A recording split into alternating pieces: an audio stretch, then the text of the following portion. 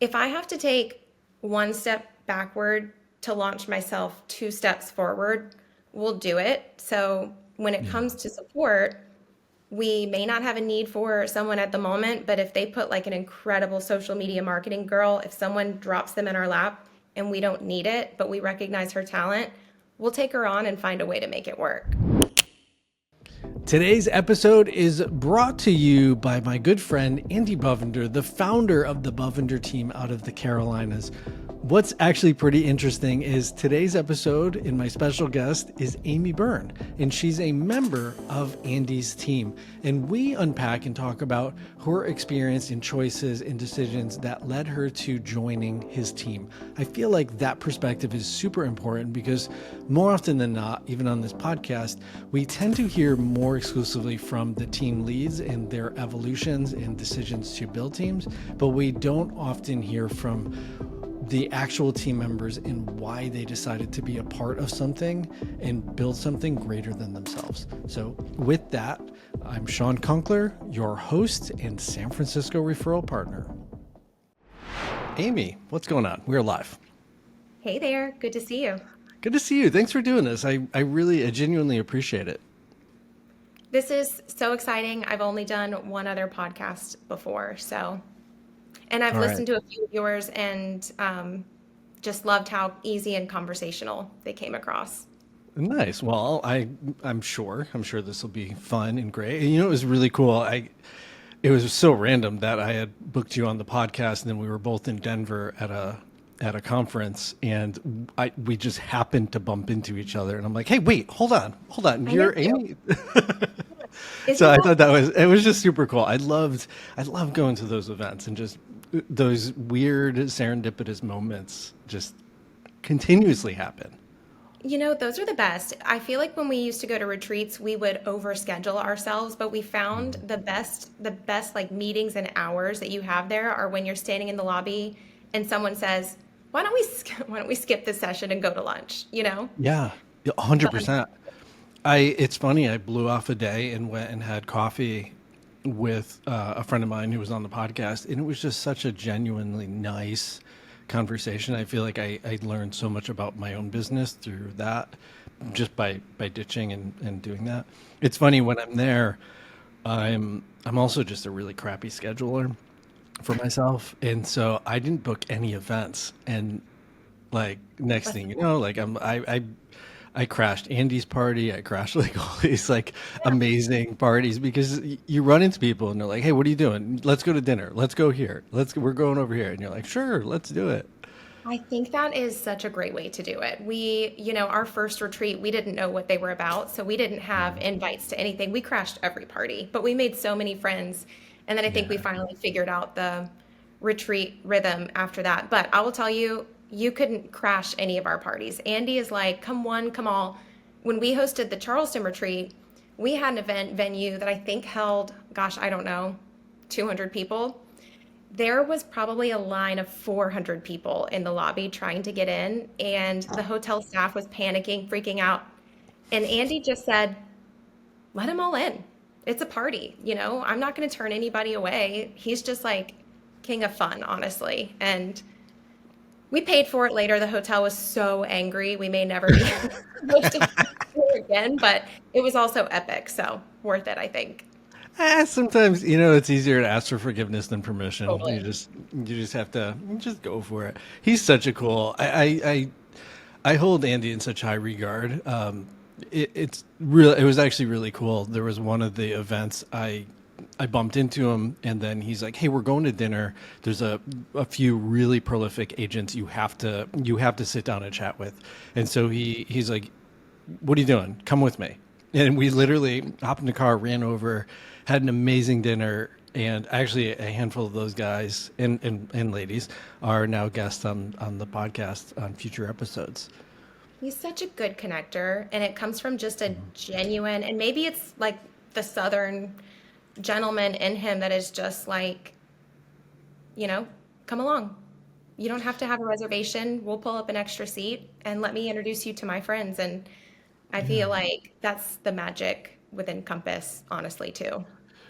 I would agree. And I think it's when I talk to people like you or other agents who are performing on a high level, the term that I've coined is where their passion meets productivity, and and those people who are just really passionate about being connectors and the hospitality, and then they figure out how to marry that to productivity. That's when their businesses excel. And if their passion, for example, is like editing and creating awesome videos, and they put that to work for them in, say, social media, and then boom, that explodes for them. Yeah. And so it's really finding the individual's identity Hmm. of like, what are you like? For me, I love understanding and learning. I'm curious. I want to know, like, what are you doing in your business, and then how does that parlay to productivity? And for me, doing these podcasts is part of my referral network. And so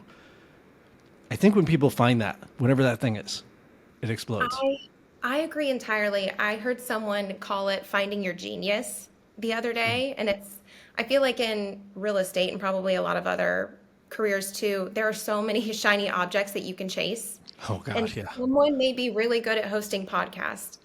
I know that I don't think that would be for me. I love being a guest on it, Yeah. but it wouldn't go over the same if I then tried to pick up podcasting because that's not my genius. It's yours. Yeah. It's a great point. And yeah, I think it's like reflecting on who are you? What do you, when you wake up in the morning and you're excited about something, what is that thing? And then how do you back that into productivity? And figure out within your day, your week, your month, how do you do more of that thing? It's so true. And And that's what so, oh, go feel ahead. not like work, 100% of the time. It's it's true. I mean, there's definitely hard days, but yeah, it's when you can spend your time a little bit more time in genius, it makes those harder days a little bit more palatable. I agree. And so before we get too far down this rabbit hole, which I'm already enjoying this conversation, if you could in a couple sentences just share who you are and what you do. Sure. I'm Amy Byrne. I am a co-leader of the Andy Bovender team at Compass. So we serve North and South Carolina various markets. I specifically lead the Charleston portion of our team. We are in Charlotte, Columbia, Greenville, Wilmington, and I lead the Charleston crew. That's impressive. And for context, I know this because I'm friends with Andy, but your team is just shy of 50 members, which is incredible. And then within that, he once told me you all had done more than 5,000 transactions, which is just mind boggling. It is wild. And actually, I think we'll probably get into it, but part of the reason I joined the team, just, it's not, I think it would be easy to recruit 45, brand new agents to a team and sell them on a vision, but it's not that. It's highly skilled, networked, collaborative, Yeah. top realtors that could go out on their own, at a higher split somewhere else, but we all choose to stay because of what Andy has created within our team. And I want to talk about that because I feel like a couple things is one, this podcast, I just naturally, organically tend to sit down with more team leads. And I also think simultaneously there's a weird pressure in this industry to build a team, which implies that you're not on a team. And I'm really curious to explore the conversation with you of what inspired you to be on the team. And I do feel like there's probably patterns here where, again, your passion Hmm. probably not being the builder and the leader of this bigger entity. Your passion is somewhere else.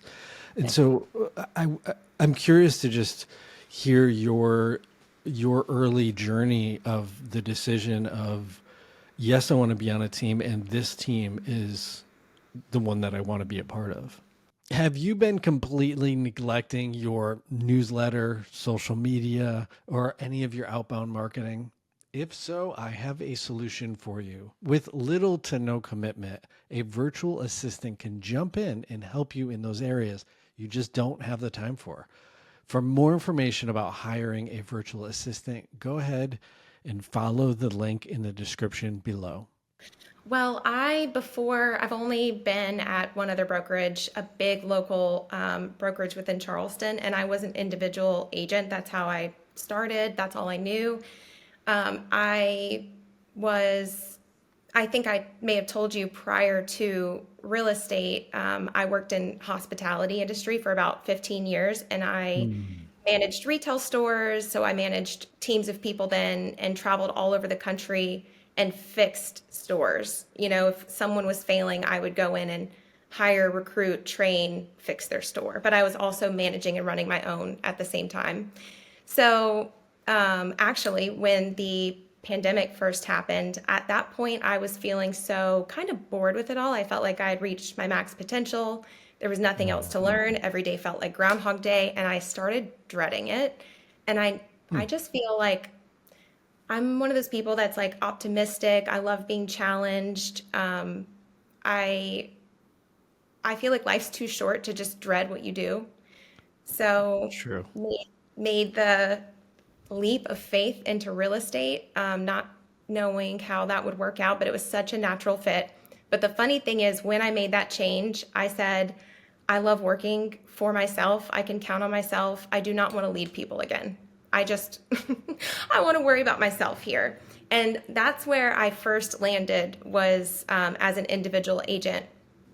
I was loving it. I was not looking to make any moves, but I had a friend who was a lender, and her best friend worked on Andy's team in Charlotte. And she called me and said, hey, Andy Bovender at Compass, which in South Carolina, it wasn't even here yet. So we didn't know what Compass was, had no idea. And he would like to meet with you to see if you might be interested in joining the team. And I said, I will. I think networking and collaborating is very important. So I would love to meet him, but I'm not going to make a move. Would love to grab coffee, and I'm going to bring my friends' names that I know might be open to moving. Maybe I can help you recruit. Of course, after going and sitting down with Andy for an hour and having coffee, the opportunity that he put in front of me was something that I can't believe I even thought twice about doing it, about joining. Interesting. But it was two things that really pulled me to the team mentality. It was our team is high, heavy support. So we have at least 8 full-time support staff that work for us. They live in North and South Carolina. We know them. They're not virtual. So that gives you the ability to either create a better work-life balance and take things off your plate, or the ability to go and sell more real estate. And then the other thing was, he said, here's our roster. This is each individual's volume right now. The average person on our team is selling between 15 and 20 million. And I thought, my God, I want to be in that room of people. I want to be the small fish in a big pond.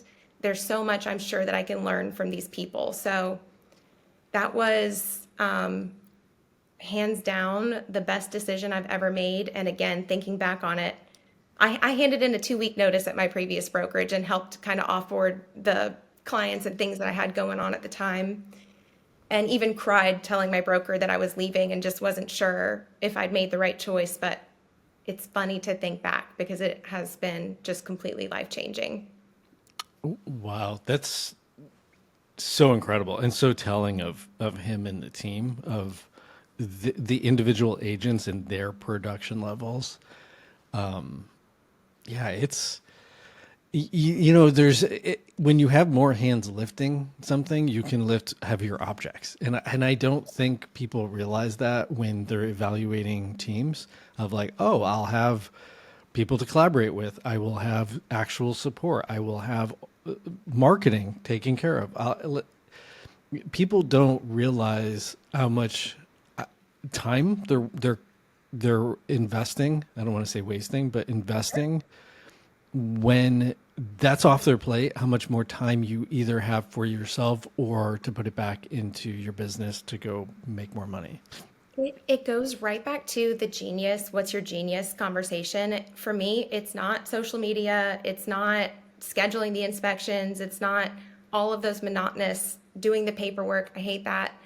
So the more that Andy can take off our plates with support, the more I'm able to actually go and do the things that I do really well. And it's 4x Yeah. business. And I think something that I hear him and other people talk about from time to time when leading teams is, because we're very collaborative. We're never not. I think there's never a week that goes by that we're not on video calls with other teams, just opening our playbook and saying, this is what we do. You can have it, just recreate this. But we often hear them say, when is it time to hire and how can you afford to add someone to do this task?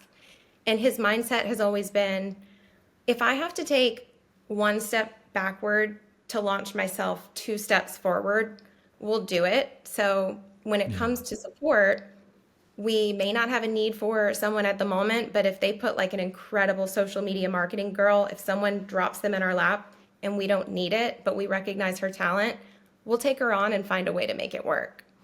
It's funny you say that because I was talking to him and he literally said the same thing of like if I come across an amazing person, he's like I will figure it out, but I'm bringing them on. I'm taking them under my wing and putting them on the team because they're going to expand this one category for us.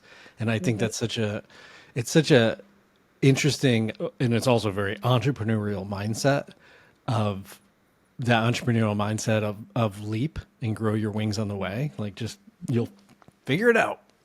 Right. And take some risks along the way. Hey, real estate pros, be honest. You know you should be using video, but maybe you feel awkward, don't have the time, or just aren't seeing the results.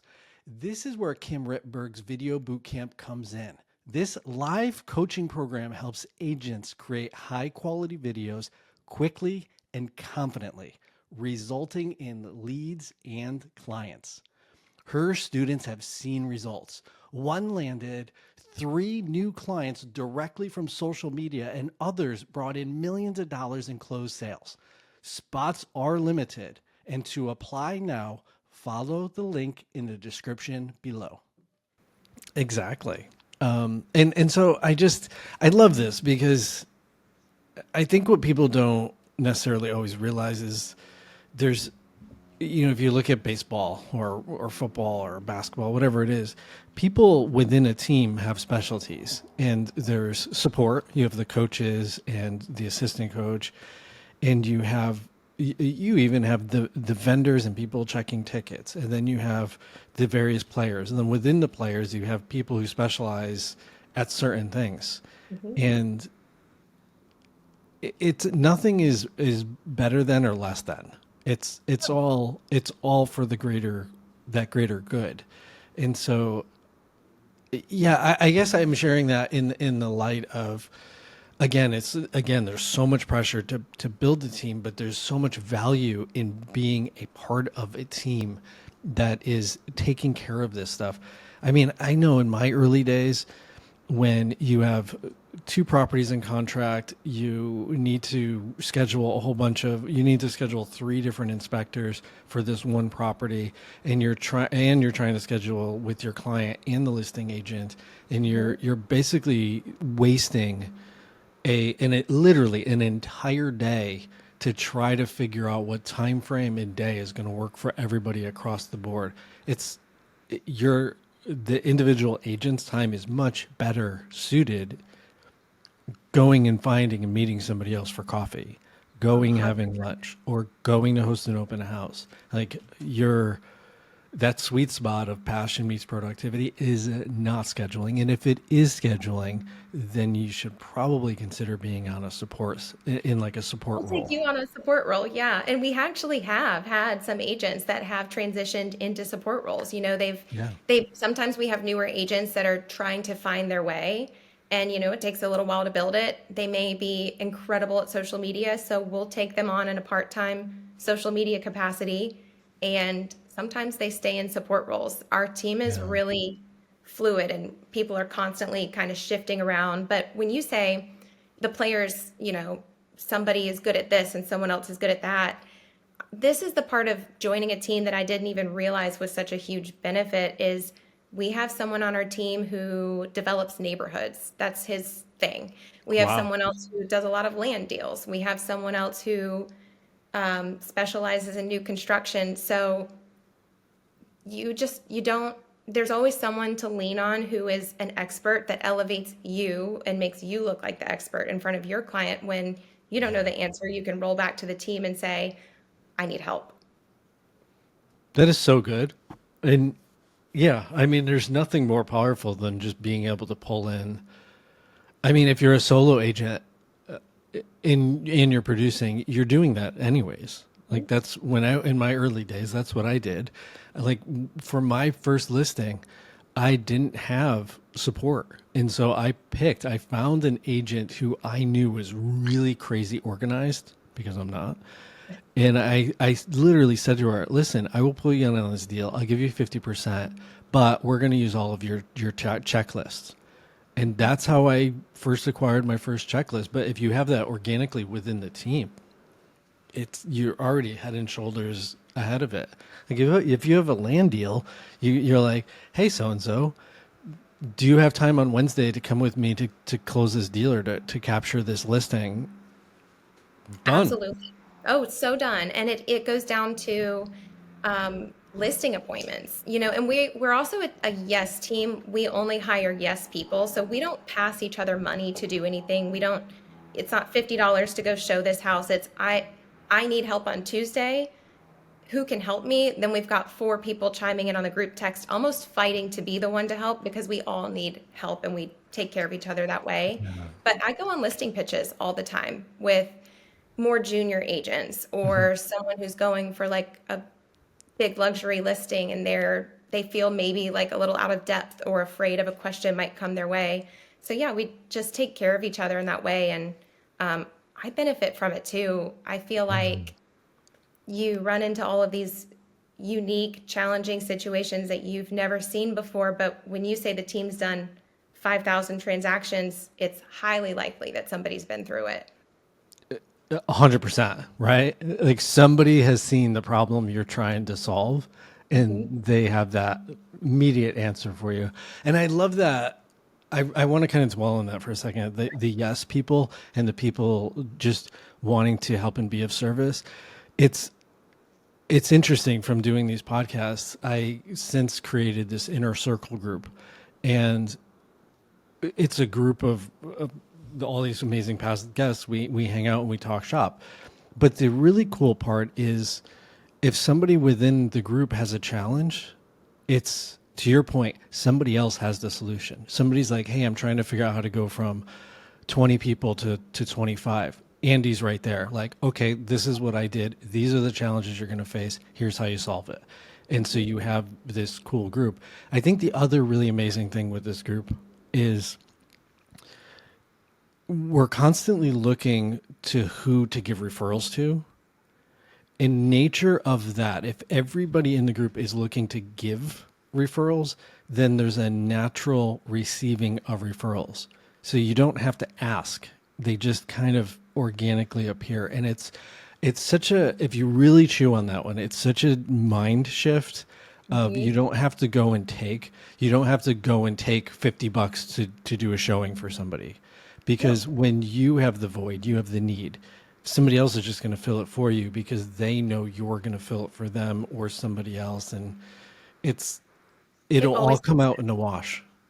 it always comes back to you. And it's interesting that when I was, I didn't even know that I was going for an interview with Andy because I thought that I was going to help him out and share my friends' names. But it did turn into an interview. And of course, I met him another time. And then, we have all of our leadership team meet every single person before they come to the team because everybody says culture is important, but it genuinely is the most important thing. And when you get to such a big team, it's you want to make sure you don't lose your brand or your identity and that every individual you add is so important. But we almost kind of interview for yes people by putting some like tasks in front of them that they don't realize. Like I've told Kristen Luke this, she's on our team, she runs the Wilmington portion of our team. We were thinking about adding Kristen. Wilmington is, I don't know, 2.5 hours from Charleston. Okay. And Andy said, "Do you want to meet with us? Our office is here in Charleston. You're going to have to come all the way to Charleston to meet us." And this was like a second or third meeting. She's done the drive multiple times.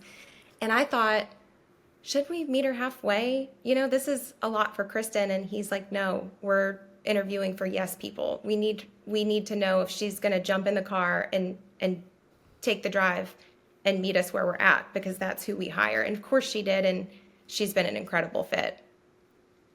It's That's such a fascinating like pre-test. And I agree. I think there's ways to test it.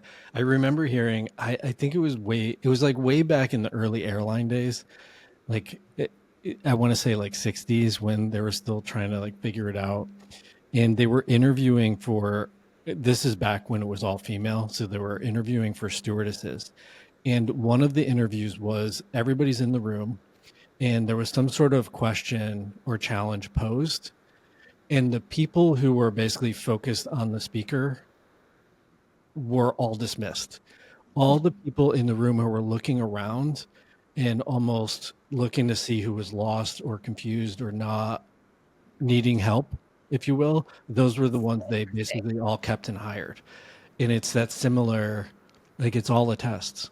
Hmm. And it's funny, I'm so bad with this, but if somebody asks me about commissions, like too soon out of the gate, first meeting, I'm done. We say the It, same thing.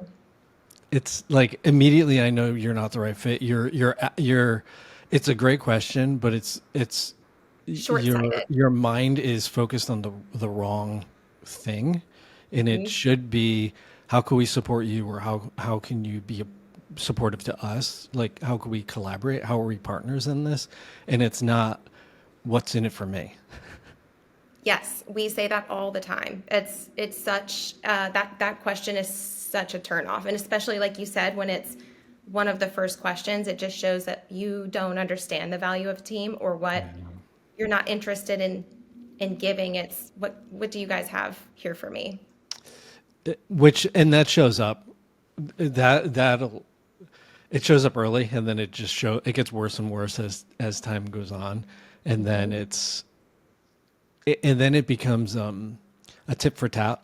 I almost feel like the relationship is then a scoreboard of, well, I did this on last Tuesday, and so this week I need you to do this for me, and you're like, whoa. No, we've gotten to a point where we're overly dramatic about how much they're going to have to say yes to. Let's make this sound like the worst opportunity ever, and the person that's excited to take it is the one that should join the team. I love that. It's such a good mental mind shift. Yeah. Of yeah, you should. There should be How exciting again. is it? It's I don't. I mean, from your leadership perspective and from Andy's, at the end of the day, the goal is to protect the team, Hmm. and you're protecting them from one cancer on the team can kill the momentum and the drive of so many people, and I don't think people realize, like again to your point, the culture aspect, it's thrown around like the word authenticity, which I kind of eye roll, but there is like the actual thing behind it is so incredibly important to protect. Hmm. Yeah, I mean, I remember one of the first interviews to bring someone onto the Charleston team. Um, this person kept saying to Andy, "I'm so competitive. I'm going to be the number one. I'm just highly competitive. I'm going to be successful." And being competitive might sound great to a lot of teams and a lot of people, but Andy walked away from that and said, "We can't hire her. We cannot bring her on. She's going to destroy the culture within. We're not competitive with each other. We help each other. We take care of each other." And Mm. so we've turned down, agents that are extremely successful, but they're just not going to be a good fit for exactly the culture that we've created. That's so fascinating. And I'm curious, if you can kind of rewind in your head to go back to, let's say, your first year, what were some of the pleasant surprises that kind of showed up for you after you were on the team? Like things that you didn't necessarily realize, but then you were like, wow, this is actually really great. The biggest one was, so one of our support roles, this sounds crazy to everybody, and it sounded crazy to me when I joined too, is we're so spoiled, by the way. We have our closing manager actually negotiates our repairs for us. I'm not even in the conversation that happens with the client. I've reviewed it with her. I know what's going on. I'm copied on everything, but if I wanted to get something under contract and step away and show up at closing, I could. And I would know that they would be raving fans because of the support and the people that Andy's hired. Yeah. Nobody on our team does that and takes advantage of it in that way. But the goal is to take that piece off our plate so that I can actually take the client to lunch or go meet with a past client or do gift drops or something else that's going to be business building. But when I joined the team, he said, okay, uh, Melanie is going to negotiate repairs for you. And I said, absolutely no way I'm letting someone else negotiate my repairs. And that's the same response we get from every person. It's, I'm the best at negotiating. I'm not going to let that go. The first transaction I did with her, I was 1 foot in, just kind of on top of her doing it too. And Yeah. Melanie's like a mom on the team. She said, baby girl, get out of my way. I've got this. I Oh my love God. her. She did it like 10 times better than she negotiates repairs for everyone on the team. So she's doing hundreds of transactions a year for us. There is not someone that's better at it than her. That was a huge surprise where I realized, okay, I can trust the support that Andy's hired. Let them do their job so that I can go and do what I do really well. I love that. And I think that's so hard for everybody is that component of Letting go, just let go. Just, delegating. just let it go. If you write down a list of all the things you need to do on your to-do list and you put a dollar sign next to the actual income producing, all those other things you have to let go. And It's it's so hard. like you're already in the deal. Like let this expert do this negotiation. They do hundreds of, you guys have 5,000 deals under your belt. Like this woman There's is nothing she hasn't seen. yeah, she's like the expert surgeon that the surgeons go to. It's so true. It's so true. And people have tried to recruit her over the years, and we're like, not a chance.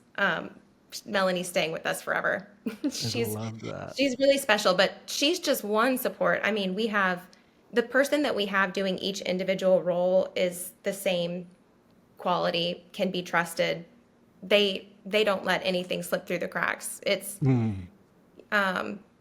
yeah, so I think that that mindset of, okay, be I might be a 10 million producer coming onto the team. I'm a big fish in a small pond somewhere else, but coming onto the team and realizing you don't need to reinvent the wheel. Just take a step back, listen to the people around you, let them do their jobs and elevate you. And it's when you finally let go of those tasks and let people do them, you become a 20 million or a 40 million dollar producer, and you could not have done it on your own. It's impossible. I mean, I always you think of Apple, right? It's like, sure, Steve Jobs had the vision, but Wozniak was the implementer. He was the guy who took the idea and created it. And then they started to build the team around him. And then all of these other components, like Steve Jobs sitting in a room by himself would have never have created True. the any of it that was created, and nothing. The idea that's it though, and the idea is it's nothing. Like it's you have to have all the support around you, and then within that, it's implied you have to let go of things and just let the amazing people around you do those things to ultimately catapult it. And So you fun. know, not dissimilar from Apple, but you then hire the best of the best of the best to work on that one project. They're worth it. You have to keep, we often have other teams come to us and say, where did you find this Melanie person? Where did you find, and it all goes back to, we were in a place where we actually didn't need that position at all. but we saw things in somebody, or they came to us, or maybe, at one point there were some corporate layoffs, and Compass was Yeah. really sad to let some of that staff go, but they had to do it. We grabbed a handful of them, and they're the best support staff of all time. And so we didn't need it. We took one or two steps back and wondered, how are we going to make this work with so much overhead? But let them do their jobs and elevate Yeah. us to go do more of what we're really good at, and it works out. That's such a good, I love that you just said that, the how question. As soon as you ask the how question, your brain starts, it moves to resource mode. How Hmm. can we make this work? How can we make it happen? How can we bring this person on? You immediately, instead of why, or like, what are they going to do? Or what What? am I going to give up? But as soon as you go to resource mode, not only the individual, but the whole team, everybody's like, well, how do we make this work? Oh, Andy always says, I call it Andy math. It's so funny because he makes everything sound extremely easy. He's like, oh, He does. Andy math. He's like, oh, it's fine. You sell three more homes, I'll sell two more homes. We're good. And if she's doing this piece, we will sell two or three more homes each. She's paid Yeah. for. Um, it's Andy math, but it works.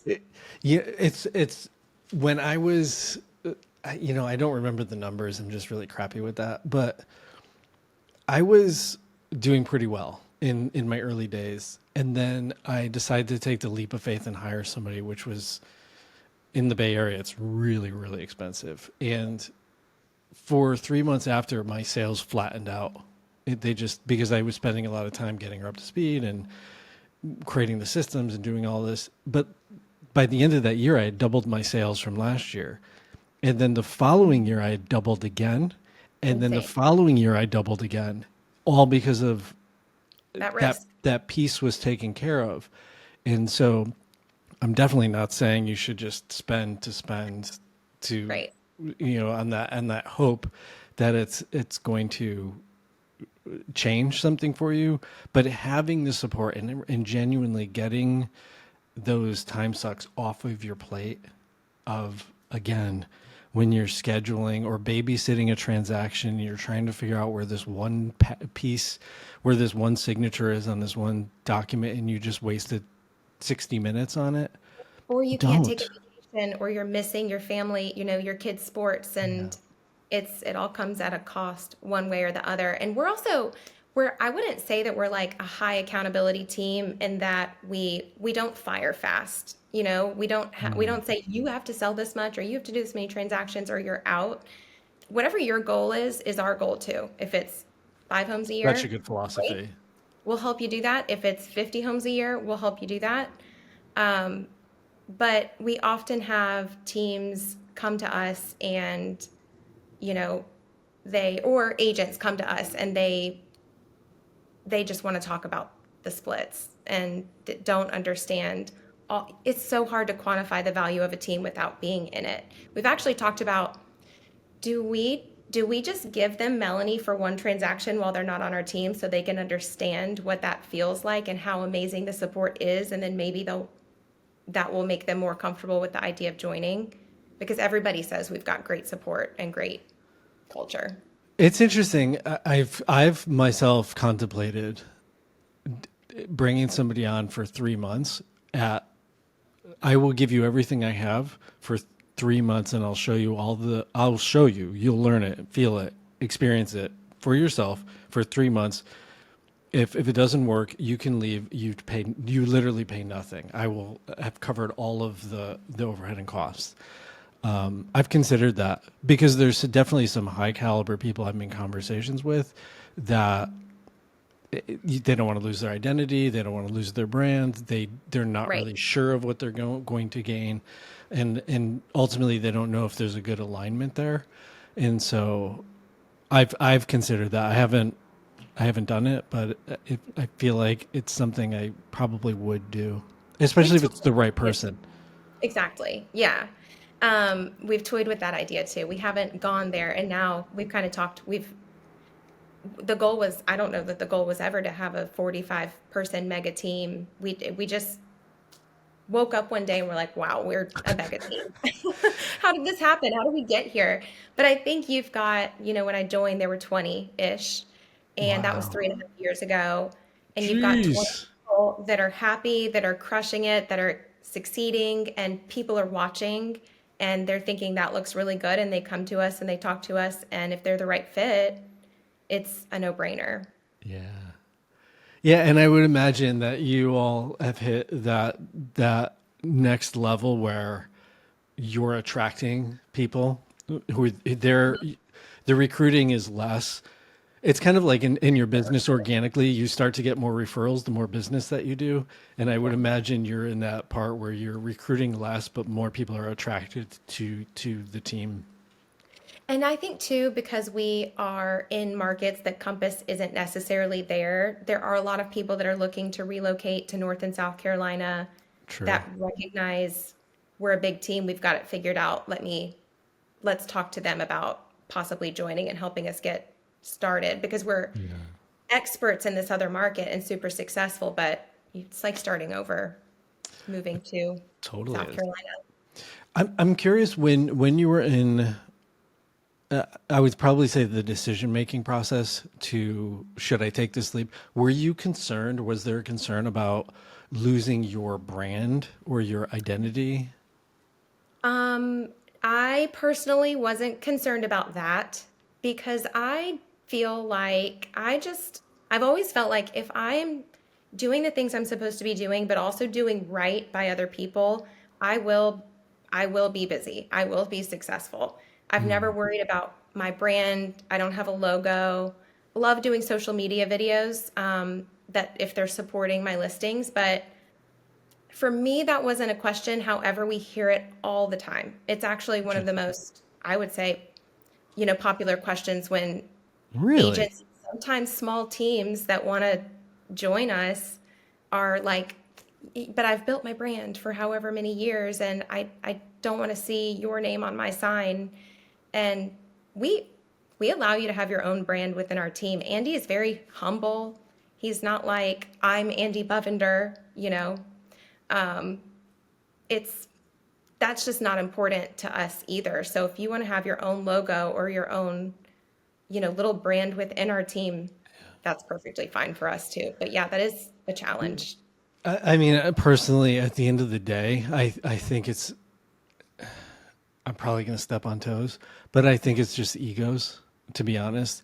I think, if you look at branding as an activity within a company, it takes billions of dollars to have brand recognition and then within a brand to have a feeling associated with it. Like if I say what color is Tiffany, immediately in your head you immediately think of the color. Yeah. That's branding. That's so much money was thrown at that. And at the end of the day, I can't even tell you how many clients have reached out and said, "Hey, are you with what company are you? Are you with Compass?" Like they don't even know, they don't care. And if I asked, We I care. we care, but they like from our side, it's something that's super important, but from the outside, it's not important at all. And if you ask, you can ask my sibling, "Hey, what's the name of my team?" She'd probably be like, I don't know. Or Obviously, the Shawn Kunkler team, right? it's actually, yeah, probably. She'd probably be like, "Oh, it's Shawn Kunkler." And it's like, no, it's actually not. And so If it's, you were if you were to ask, funny about branding, I mean, we do have our logos and we do want to be recognized within Compass for referral sake and whatnot. for But if sure. you were to ask Andy what the brand is, he always says, I want them to recognize that we're good at what we do, but I want them to know that we're fun. That's it. We're the fun team, and we Nice. are. There's like no pressure. It's not stressful. We're the kind of he always says if we give you the support and take these things off your plate, I want you to go grab a beer with your past clients. Like Yeah. just get, be that be that person. That is your You know, brand. and if you're on the team and you're in that spirit, when you show up for a client, that's how you're showing up. You're showing up as fun, relaxed, joyful. They want to be around you. It's a good experience. And not for nothing, but the way that our brains actually work is if you are in a happy state, you're far more resourceful when that problem comes up. It's it's like scientifically proven. If you're stressed out and frantic and worried about scheduling and you're running in 20 different directions and a problem arises, you're dead in the water. You're in now literally in crisis mode. In chaos. I was thinking too about the branding piece. So, one thing that I learned when I joined the team is that Andy has spent 25 years building his brand, and it Yeah. is recognizable at this point, and it is a huge value add for someone like me, individual agents, smaller teams, to join and be backed by that brand. So, as much as you want to put your own logo on something, I think it's so much more beneficial to have the Andy Bovender team, because um, he's sponsors, invests, Yeah. says yes to a lot of opportunities, and um, I think there's a lot of value in that too that's not recognized. And I think you hit the nail on the head. It took him 25 years to build that recognition. But at the end of the day, I guarantee this: people don't join the team because of the brand. They show up because of the people. That's why we do anything. We show up. At the end of the day, we we trust what they're doing. We trust the leadership within the group. And then ultimately we want to be around. You even said it. Like, I saw all the numbers that all these people are producing, and I wanted to be a small fish in a big pond. Because at the end of the day, they'll pull you up. If they're all the right people, they're going to pull you up to their level. That's Changed just how everything. it works. That's human nature. Yeah, it changed everything. My mentality going into the team was, wow, now I'm the small fish. I am going to shut up and I'm going to listen. I'm going to come to every meeting, show up to the office. I want to hear what they have to say. I want to know what they're doing that makes them so successful. I don't need to reinvent the wheel. I don't need to tell them about my last brokerage and how we used to do things. You know, Yeah. it's just be a sponge and absorb the knowledge, all the knowledge around you, because like we talked about, each individual is a killer at something specific. And that's that's such an important piece, is just you have all of these hyper focused specialists that you can go to for any of those, any of Mhm. whatever the nuance, whatever that thing is. Somebody will have already experienced it or have incredible knowledge around that thing. Yeah, it's like such a sense of peace, because when you're going through it and you're going through something you've never seen before, it's challenging, you think it's going to fall apart, you're in crisis mode. But you Yeah. go to the team, they're like, oh, that's easy. Just do this, this, and this. Try this. It'll be fine. This is going to work out. And then it does. Yeah. It's my early manager, Sally, who I absolutely adored. She was by far the best mentor. Is I would be like my first, second, third, fourth deal, and something's totally going sideways, and I'd walk into her office and be like, "All right, freaking out. Here's the problem," and she'd be like, "Okay, you have three options," and she'd like give me three options. She'd be like, "Which one makes sense to you?" I'm like, "Number two." She's like, "Great, go implement it." Just do that. It's like when you just have the right people who know the right buttons, and they're like, I've seen this 40,000 times already. This This year will be alone, fun. you're fine. Like, the worst case is this, and that's We can not live that with bad. that. Like, that's still manageable. And Mhm. so, there's such an incredible power around being around the right, I don't want to say mentors, but just being around the right people, because you'll glean from them. It goes again, to repeat it. They will pull you up to their level because they want. If you're around the right people, they want you to succeed. They want you to do well. And the brokerage that I came from before it was probably the biggest one in Charleston, and they they were like big on awards. Everybody gets awards for everything all the time. So everybody that works there thinks like I am like go me. And it's so humbling to step into a team where you do a quarter of what the average agent does. And it's just humble yourself and surround yourself with these incredible people and lift yourself up. I mean, I didn't even realize, what else. was out there at the time that I went to sit down and have coffee with Andy. I was so happy where I was at, but it has elevated me so much and still does. And not even just within the team too, all of the networking that we do outside of Compass, we are always looking to find the people that are so good at the one thing that we're not, whatever that is, our pain point. We'll find them and sit down and do exactly what we're doing here and pick it apart and open up our books so we don't have to reinvent the wheel. Yeah, I mean that's my hope for this podcast is people don't have to struggle. You don't have to reinvent the wheel. If you listen to enough episodes, you will find the solution.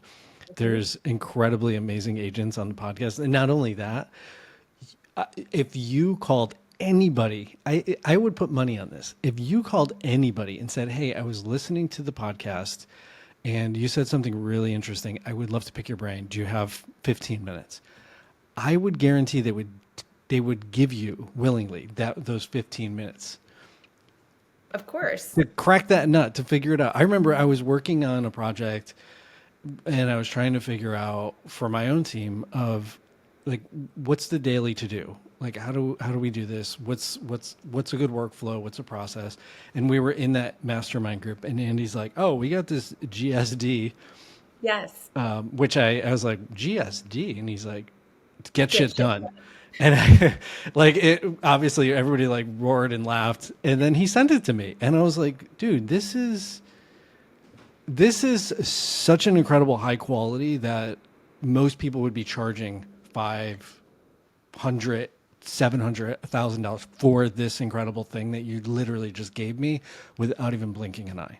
And it took him 25 years to make it, Yeah. and we're at the point of, Crazy.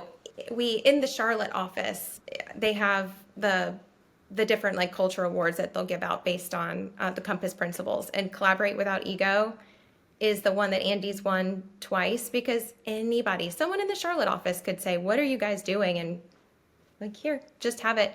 Our GSD book will even brand with your team's logo and give it to you so that you can pick up the program and jump right in. You guys are all amazing. That is so incredibly cool. And so I would encourage, so if somebody's listening, reach out to Amy, reach out to Andy, and just be like, hey, I heard this on the podcast. I would love to take a look at it. Amy, this has been such just a refreshing conversation. I really appreciate your perspective and everything that you've shared. Thank you. It's been a lot of fun. Like I said, such an easy conversation. I feel like there's so much more we could even talk about too. There's so much more. I feel like we just barely scratched the surface on so many just amazingness. You know what? We'll have to rebook you. We'll get you back on in the future. I'm in. It'll be your third podcast. Oh my gosh. As long as you don't do trivia. Well, now that you've said that. Oh my gosh. It was talk. If you're listening, I love you so much, but I died. I was so dreading to hear the episode because I think I got like 1 out of 5 and I just felt so dumb Oh, no. after that. I'll ask you like super easy trivia. How's that? Okay. But you might be surprised. I feel like I just get so nervous that I like black out. I do the same thing. It's almost like, it's even when I tested for my real estate exam, it's like I know the answer and I've studied it inside and out and I just go blank. I did the same thing. I was going to go to medical school before real estate and took the MCAT. And I was the one in class that everyone cheated. They would sit next to me and cheat off of me. And like, fine, you could do that. And took the MCAT and blacked out, panicked, and walked out of there and remembered all the questions that I was kind of waffling on, and immediately felt like I know the answer to that.